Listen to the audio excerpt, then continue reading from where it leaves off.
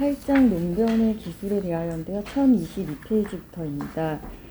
몽테뉴는 논변하는 일을 굉장히 중요시 여겼는데 그래서 이제 자기가 무언가를 포기해야 된다면 듣기와 말하기를 버리기보다는 차라리 보기를 버릴 것이라고 말할 정도로 듣는 것과 말하기, 즉 논변을 중요시했고요.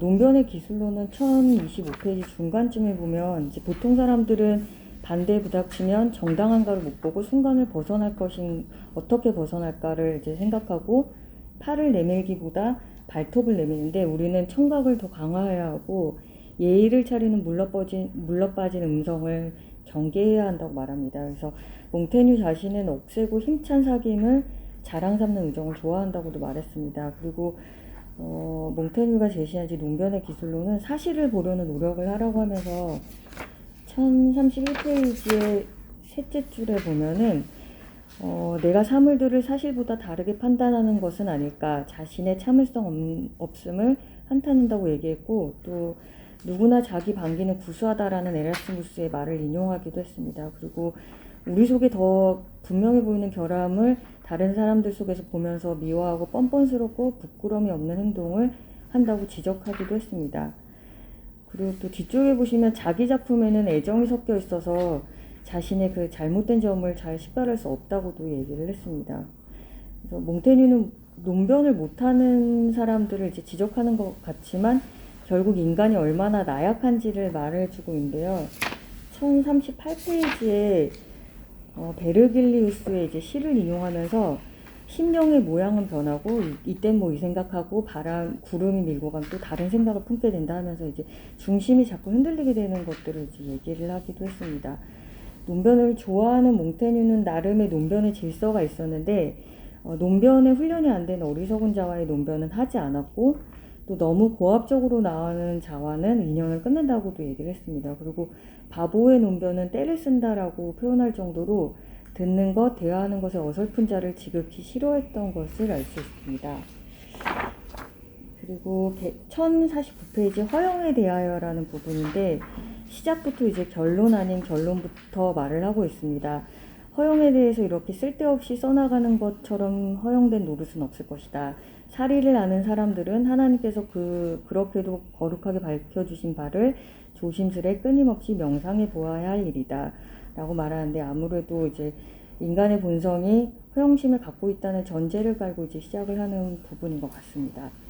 허영에 대해서는 재미난 인용도 하고 있는데 이제 1055페이지에 디오게네스 그리스 철학자가 말한 어떤 종류의 포도주가 가장 맛이 좋냐 물어보자 남의 집 것이라고 대답하였다고 하고 또 키케로의 말을 인용하기도 합니다. 타인의 환심을 사기 위하여 자기에게 과중한 기대를 걸게 하기보다 더 불리한 일은 없다 라는 말도 인용을 하기도 했고요. 1061페이지 위쪽에 보시면 몽테뉴가 이제 허영심에 대해서 표현을 하기를 다른 사람들의 의견을 따라 볼품만 꾸미다가 자기의 이익을 사기당하고 우리 존재가 자신에게 어떠한가 보다도 사람들에게 어떻게 알려져 있는가에 더 신경을 쓴다. 그리고 다른 사람들의 찬성을 얻지 않으면 의미 있는 예지까지도 별로 성과 없는 일같이 보인다라고 하면서 남의 기준만 의식하는 것을 이제 허영이라고 표현하고 있습니다.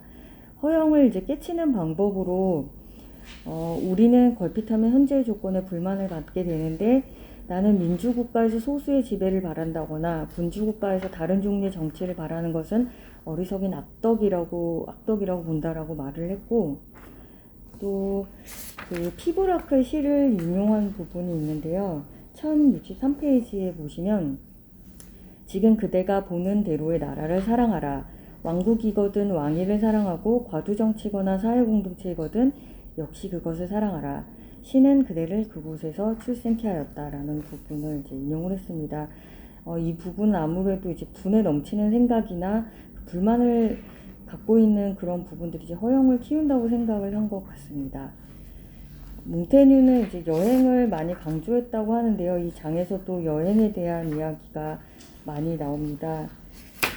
1083페이지의 중간쯤에 보시면 여행에 대해서 표현하기를 여행은 유익한 수양이고 여행을 하는 동안 새로운 사물들에 주목하느라고 계속적으로 심령이 훈련을 받는다고도 했고 또 끊임없이 다른 나라의 생활과 사상과 습관 등을 제시해주기 때문에 우리의 천성을 계속 돌아보게 하는데 여행만한 학문이 없다고, 또 학문이라고 칭할 정도로 여행을 굉장히 좀 중요시 여겼던 것 같습니다. 몽테뉴는 이제 허영을 깨치는 방법으로 자기 해체를 강조하는데 1116페이지에 보시면 좀 넘어가서 그 아래쪽을 잠깐 읽어드리면 그대 속을 보라. 그대를 알아보라. 그대는 흘러나간다. 그대는 흩어져 나간다. 그대를 위해서는 안이나 밖이나 늘 허영이다. 그러나 시야를 덜 펼치면 허영이 덜하다. 신은 자기 필요에 따라서 그의 일과 욕망에 한계를 두고 있다라고 마무리를 짓습니다. 결국 자기 분량만큼 생각하고 분수를 파악하는 것이 중요하다고 하는 뜻 같습니다. 10장 자기의지 아낌에 대하여라는 부분인데, 이 부분은 미혹에 빠지지 않으려면 이라는 소제목을 지어도 되는 장 같습니다. 몽테뉴는 자기 의지를 아끼기 위해서 마음이 소란해지는 것, 다른 것을 마음을 뺏기지 않은 것을 말하면서 플라톤과 세네카의 말을 인용하는데요. 플라톤 같은 경우는 고통을 싫어하고 쾌락을 좋아하는 것 사이에는 절제가 필요한데, 플라톤은 이 두 가지 사이에 중용의 길을 닦으라고 명령했고, 또 세네카 같은 경우는 어떤 일에 흥분해서 거기 잡혀 끌려 들어가는 자들은 작은 일이나 큰 일이나 자기한테 상관 있는 일이나 없는 일이나 어딜 가도 계속 간섭한다. 소란스럽게 꿈틀거리지 않으면 사는 기분이 나지 않는가 보다. 이런 식으로 얘기하면서 그들은 일을 위해서 일을 찾는다라고 이제 그 마음의 소란스러운 자들을 이제 얘기한 부분들이 있습니다.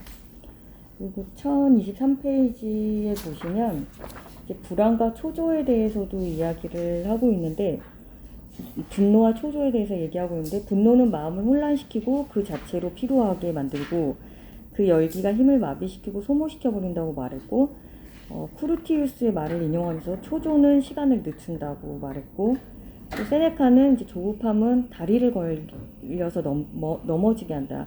오히려 조급함은 이제 얽혀들게 만든다라고 얘기하면서 분노와 초조를 경계할 것을 이야기합니다.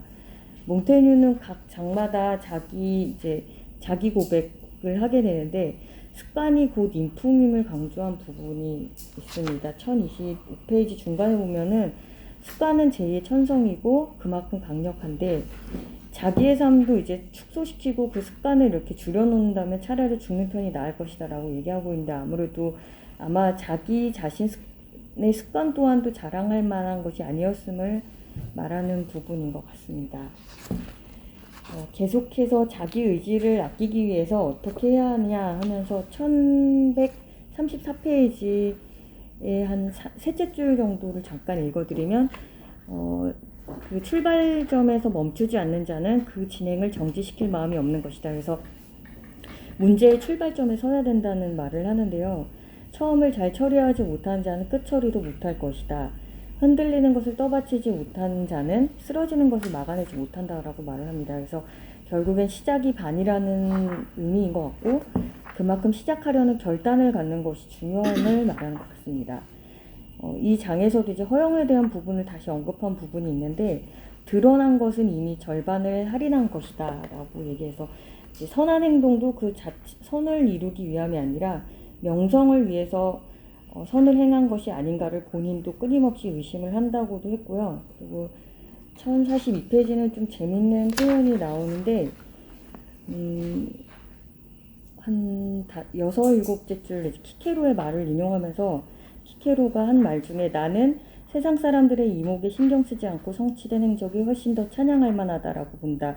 나는 이제 키케로의 말을 인용하면서 세상에서 가장 허영스러운 인물이 말했다라고 하는데, 아무래도 이제 키케로의 말이 세상에 많이 드러나 있기 때문에 허영스러운 인물이라는 단어를 쓴 게 아닌가 합니다. 그래서 이 장에서도 결국에는 이제 나는 무엇을 알고 있는가를 계속 고민하는 듯한 이야기를 했고, 나름대로 자신의 이제 양심적이고 냉정하게 보려고 노력하는 장이라는 생각이 들었습니다. 이상입니다.